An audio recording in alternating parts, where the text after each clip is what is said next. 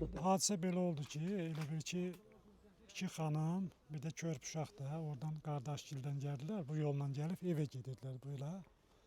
Və bura yolda gecə qaranlıq orada, işıq yoxdur burada. Bura çatanda mən də onlarla görüşüb məhəlləyə keçdim həyətimizə.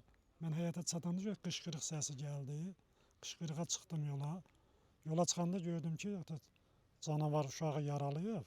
Sonra da xanımı tutubdu, nənəsində uşağın. Mən yola çıxan ki, məni gördü, mənim üstümə tullandı.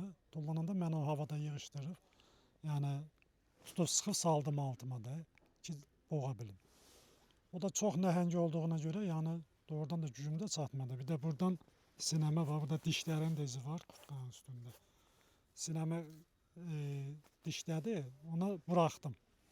İkinci dəfə istədim tutum əlindən, arxası çəpərə dirəndi, əlindən tut çəkmək istədim ki, bir də xirtləyim. Onda da əlim ağzına keçdi, əlimi yaralayıb.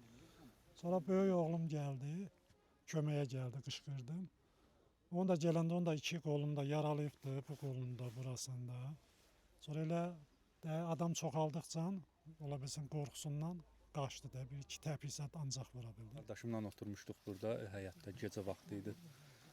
Gördük qadınların qışqırıq səsi gəldi. Elə biz də durduq, qaçdıq ikimiz də ora. Gördüm atam salıb maşının altına, baş tərəfindən boğur canavarı.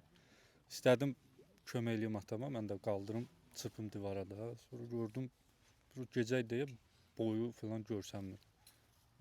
Tutdum belə dartanda gördüm tərpənmirdi. Böyük, çox böyük idi. Başını çıxardanda gördüm ki, böyükdür. Yumruqla vurdum. Vurandan sonra bunu tutdu. Bunu çəkəndə bununla vurdum. Göydə elə bunu tutdu. Bunu çıxardandan sonra atam arxa ayağından tutdu, dartdı yenə. Çövürdü atam tərəfə. Durdum, mən də təpiklə ürəyinin üstündən vurdum. Qaçdı getdi.